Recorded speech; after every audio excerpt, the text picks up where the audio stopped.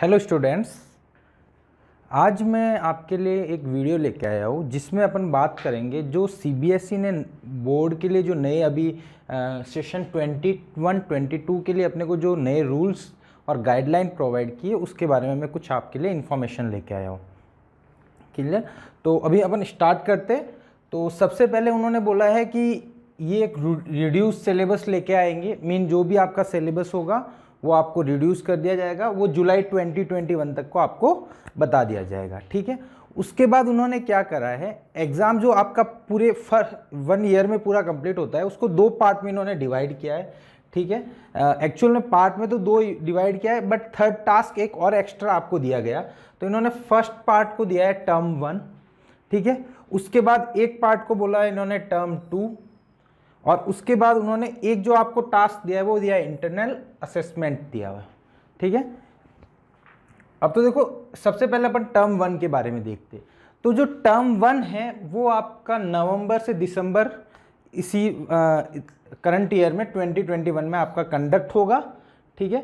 उसमें आपका 50% वेटेज होगा रिड्यूस सिलेबस का। मीन जो भी सिलेबस होगा वो अभी आपको वापस प्रोवाइड बता दिया जाएगा कि ये सिलेबस रहने वाला है, वो वापस अभी आपको एक नोटिफिकेशन मिल जाएगा। उसके बाद उन्होंने बोला है कि जो टर्म 1 के बाद, मतलब टर्म 1 यहाँ पे आपका एंड हो जाएगा नवंबर दिसंबर, उसके बाद आपका एक पेपर कंडक्ट होगा, वो आपका 90 मिनट्स का रहेगा। वो आपका एमसीक्यू बेस होगा, यानी मल्टीपल चॉइस क्वेश्चंस होंगे। ठीक है। तो मल्टीपल चॉइस क्वेश्चन मतलब ABCD जो ऑप्शन वाले क्वेश्चंस होते हैं। तो इसमें उन बच्चों को बहुत ज़्यादा बेनिफिट होगा जो NTSC की प्रिपरेशन कर रहा है, क्योंकि अपना NTSC भी नवंबर में ही होता है और आपका नवंबर तक जो पेपर होने वाला है वो भी आपका ऑब्जेक्टिव ही होने वाला है। तो आपको एक अच्छा सा बेनिफिट हो जाएगा कि आप NTSC की प्रिपरेशन अच्छे से कर सकते हो। उसमें आपको सब्जेक्टिव वाली झंझटमारी ही नहीं रहेगी कि सब्जेक्टिव की प्रिपरेशन करनी है। क्लियर? इसके बाद जो भी आपका पेपर होगा ऑब्जेक्टिव बेस होगा और OMR सीट पे आपको उसको फिल करना रहेगा, और जो भी OMR सीट होगी वो आपके स्कूल वाले या जो भी रहेंगे रेस्पेक्टिव बॉडी वो वहाँ पे CBSE तक ट्रांसफ़र कर देंगे। हो सकता है कि वो चेक करने के बाद करे, अदरवाइज हो सकता है कि डायरेक्ट आपकी OMR सीट भी वहाँ पे भेज दी जाएगी। ठीक है। उसी सेम डे के लिए भेजी जाएगी, वो जो भी उनकी गाइडलाइन होगी वो बता देंगे। उसके बाद इफ़ टर्म 2 उन्होंने बोला है कि आपका उसके बाद टर्म 2 स्टार्ट हो जाएगा जो मार्च अप्रैल में एंड होगा। ठीक है। जो आपका बचा हुआ 50% सिलेबस इस टर्म 2 के अंदर में काउंट हो जाएगा। और इसमें इन्होंने बोला है कि टर्म 2 के बाद जो 2 पेपर होगा वो 2 आवर्स का होगा। ठीक है। और वो सब्जेक्टिव पेपर होगा। क्लियर? मीन जो आप देते आ रहे हो शॉर्ट टाइप लॉन्ग टाइप के क्वेश्चन होंगे। ये इनकी फर्स्ट प्रेफरेंस है कि इफ हम सब्जेक्टिव पेपर करवा पा रहे हैं 2 आवर्स का, तो वो 2 आवर्स का सब्जेक्टिव पेपर करवा पाएंगे, कोविड की सिचुएशन सही रही तो। ठीक है। बट मेनली ये लाने का उनका मेनली फोकस रीजन यही है कि इस ईयर भी इस साल भी अपने को क्या हुआ कि बोर्ड के एग्जाम कैंसिल करने पड़े। तो ये चाह रहे हैं कि अगले साल ऐसा नहीं हो कि बच्चों को ऐसे ही मार्क्स दे दिए जाए, तो वो कुछ ना कुछ आपको टास्क के थ्रू अपने मार्क्स देने चाहिए कि हाँ ये आपका रिजल्ट रहा है। तो मेन मोटिव तो उनका ये था। तो देखो कि फर्स्ट इनकी प्रेफरेंस रहेगी कि वो सब्जेक्टिव कंडक्ट करवा पाए। ठीक है। सपोज होता है ऐसा है कि सब्जेक्टिव नहीं कंडक्ट करवा पा रहे, तो वो फिर उनकी सेकेंड प्रेफरेंस वही रहेगी, ऑब्जेक्टिव पेपर ऑफ 90 मिनट्स जो टर्म 1 के बाद होने वाला है वैसा का वैसा। क्लियर? उसके बाद उन्होंने एक अदर टास्क दिया है, वो बोला है इंटरनल असेसमेंट। अब इंटरनल असेसमेंट क्या है, ये इसका टर्म 1 और टर्म 2 से कुछ भी लेना देना नहीं है, वो उसके डिफरेंट है। इसमें आपके 3 पीरियोडिक टेस्ट होंगे, स्कूल लेवल पे होगा जो भी होगा। उसके बाद practical work, project, speaking, listening activities, other activities वगैरह है। इसमें क्या क्राइटेरिया होगा, क्या क्या एक्टिविटीज़ होगी, वो अपने को जो इंटरनल असेसमेंट की वापस अपने को एक गाइडलाइन मिलेगी जो CBSE के द्वारा प्रोवाइड की जाएगी। जैसे अपना सिलेबस जब आपका बताया जाएगा CBSE के थ्रू गाइडलाइन प्रोवाइड होगी, उसी के साथ आपको इसके बारे में भी इंफॉर्मेशन जो भी होगी कंप्लीट इंफॉर्मेशन आपको दे दी जाएगी। क्लियर? हाँ। अब डिफरेंट क्या सिचुएशन हो सकती है एग्जाम कंडक्ट करवाते टाइम।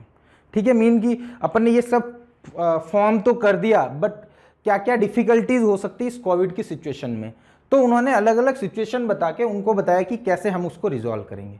क्लियर? तो उन्होंने बोला कि सपोज टर्म 1 और टर्म 2 दोनों ही कंडक्ट हो जाते। मीन आपकी कोविड की सिचुएशन नॉर्मल हो जाती है और आपके एग्जाम स्कूल्स वगैरह पे एग्जाम कंडक्ट हो जाते हैं सेंटर पे, तो आपने टर्म 1 और टर्म 2 जो आपने बोला है उसके अकॉर्डिंग कंडक्ट करवा दिया, तो आपका क्या होगा, इन दोनों के बेस पे आपका रिजल्ट बना दिया जाएगा और दोनों को इक्वल वेटेज दिया जाएगा। मतलब जो टर्म 1 पे आपका जो मार्क्स है, टर्म 2 पे मार्क्स है, उन दोनों को इक्वली वेटेज दिया जाएगा। क्लियर? तो मीन पहले का 50% लिया जाएगा, दूसरे का 50% वेटेज लिया जाएगा, ऐसा रहेगा इफ आपका सब सिचुएशन नॉर्मल रही और स्कूल और सेंटर पे आपका एग्जाम कंडक्ट हो गया तो। अब उन्होंने सेकेंड सिचुएशन दी है कि सपोज आपका टर्म 1 स्कूल या सेंटर पे आपके कंडक्ट नहीं हो पाता है। ठीक है, क्या बोला है, आपका टर्म 1 क्या हुआ, स्कूल या सेंटर पे कंडक्ट नहीं हो पाया, ये टर्म 1। ठीक है, तो इन्होंने बोला है कि टर्म 1 आप घर पे दे दो। ठीक है, वो ऑफलाइन और ऑनलाइन जो भी मोड होगा वो स्कूल के थ्रू जो भी रहेगा वो उनका हो जाएगा। ठीक है, वो पूरी कंप्लीट आपको इन्फॉर्मेशन आगे मिलती रहेगी, मिल जाएगी। ठीक है, तो टर्म 1 आपका क्या करवा दो, होम पे दे दो, मतलब घर पे आपके टर्म 1 हो जाएगा और टर्म 2 आपका स्कूल या सेंटर पे करवा दिया जाएगा। क्लियर? टर्म 2 आपका स्कूल या सेंटर पे करवा दिया जाएगा। सपोज ये टर्म 1 होम पे तब करवा रहे जब स्कूल पे पॉसिबल नहीं हो रहा है, तब आपका टर्म 1 होम पे हो रहा है। ठीक है, ये जो इंफॉर्मेशन लिखी हुई है टर्म 1 के लिए। ठीक है, अब टर्म 2 आपका स्कूल पे हो गया। अब क्या होगा, दोनों के बेस पे रिजल्ट बना दिया जाएगा। बट इस रिजल्ट में ये रहेगा, क्योंकि टर्म 1 तो आपने घर पे दिया है, तो थोड़ी बहुत तो कुछ बच्चे होंगे वो आपने ईमानदारी से दे देंगे, कुछ आपको ऑनेस्टली नहीं देंगे। तो उनके लिए इन्होंने क्या करा है, टर्म 2 का वेटेज बढ़ा दिया है। जो आपने सेंटर पे दिया है या स्कूल लेवल पे जो दिया है उसका वेटेज इंक्रीज कर दिया। सपोज जैसे कि 80% टर्म 2 का रख लिया, 20% टर्म 1 का रख लिया, ऐसा वेटेज डिफरेंस रखेगा, वो आपको आगे इंफॉर्मेशन मिलेगी। ठीक है, तो उसमें आपका T1 का T2 का मतलब टर्म 2 का आपका वेटेज बढ़ा दिया जाएगा, मतलब परसेंटेज वेटेज उसका बढ़ा दिया जाएगा, क्योंकि वो आपका फेयर एग्जाम था, क्योंकि स्कूल और सेंटर पे होगा, जो कि आपके कोई भी एग्जामिनर वगैरह उनके द्वारा प्रॉपर्ली कंडक्ट होगा। इसलिए ये बोला गया कि टर्म 2 को फेयरली माना गया, इसलिए अपने को इसके वेटेज बढ़ा दिया जाएगा। क्लियर? तो ये थी। अब आगे देखो, सपोज ऐसा हुआ कि टर्म 1 तो आपका स्कूल में कंडक्ट हो गया। ठीक है, टर्म 1 तो कंडक्ट हो गया, बट टर्म 2 आपका स्कूल पे कंडक्ट नहीं हो पाया। क्लियर? पहले वाले केस में क्या था, टर्म 1 और टर्म 2 दोनों कंडक्ट हो गए। दूसरे वाले केस में टर्म 1 आपका स्कूल में नहीं हो पाया। ठीक है, अब यहां पे क्या हुआ, टर्म 2 आपका स्कूल में नहीं हो पाया। ठीक है, स्कूल या सेंटर पे नहीं हो पाया और टर्म 1 आपका प्रॉपर्ली हो गया। इस केस में क्या कर रहे हैं, इस केस में ये क्या कर रहे हैं कि टर्म 2 को है ना वो वापस कंडक्ट नहीं करवा रहे, होम पे नहीं करवा रहे। वो क्या कर रहे हैं, टर्म 1 और इंटरनल असेसमेंट के बेस पे आपको रिजल्ट कंडक्ट कर दिया जाएगा।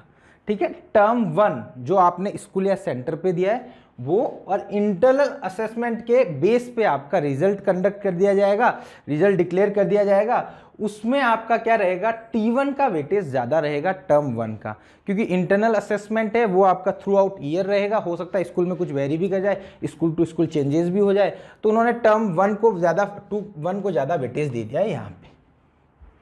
क्लियर?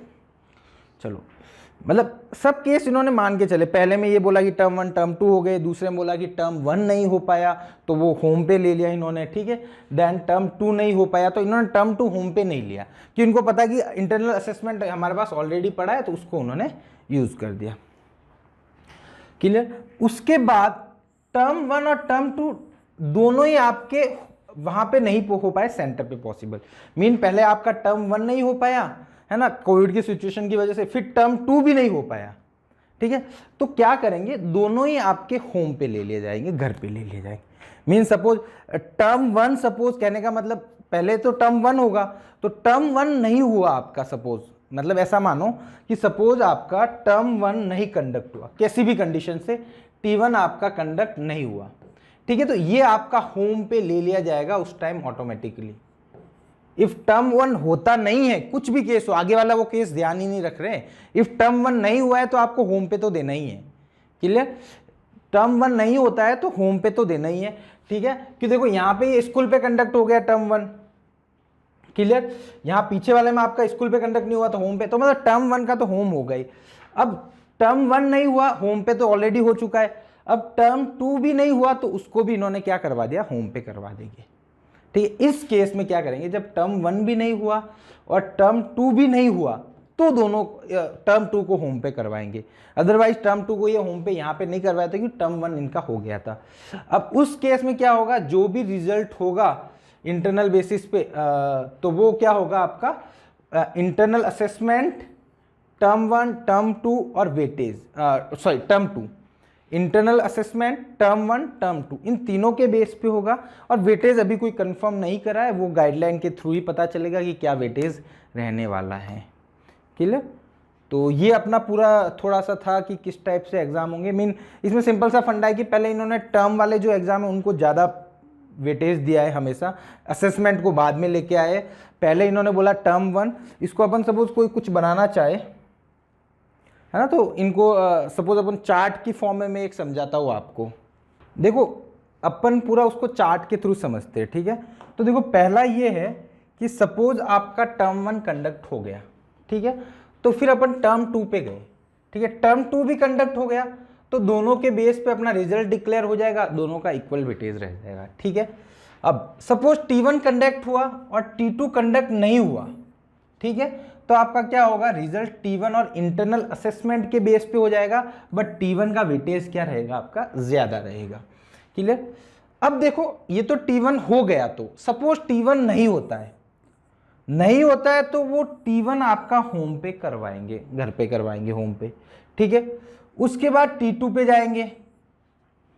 अब उसके बाद T2 हो गया तो T1 और T2 के बेस पे रिजल्ट डिक्लेयर हो जाएगा, बट यहां पे जो है T2 का वेटेज बढ़ जाएगा।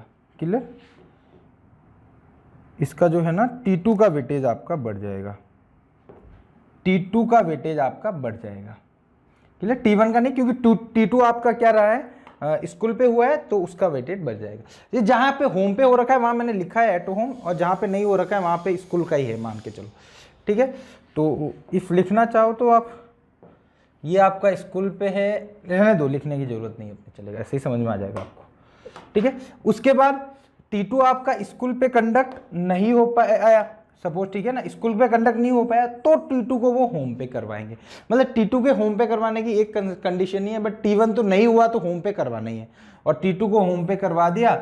उसके बाद क्या होगा, T1, T2 और T3 के IA के बेस पे, मतलब इंटरनल असेसमेंट के बेस पे आपका रिजल्ट डिक्लेयर हो जाएगा, और जो भी आपको वेटेज होगा वो आपको बाद में बताया जाएगा। क्लियर? तो होप जो भी अपन ने आज देखा है, ये वाला जो भी CBSE का नया पैटर्न है, तो वो आपको एकदम क्लियर होगा, ठीक है। तो बाकी आप पढ़ाई करते रहो, और आपके लिए सबसे बढ़िया फ़ायदा यही हुआ कि NTSC की प्रिपरेशन जो बच्चा कर रहा है उसके लिए सबसे बड़ा बेनिफिट है कि नवंबर तक ही अपना ऑब्जेक्टिव पेपर ही होने वाला है, तो अपन तो सब ऑब्जेक्टिव पेपर का ही टेस्ट देते हैं उस NTSC के एग्ज़ाम में, तो आपके लिए बेनिफिट होगा, ठीक है। तो थैंक यू सो मच।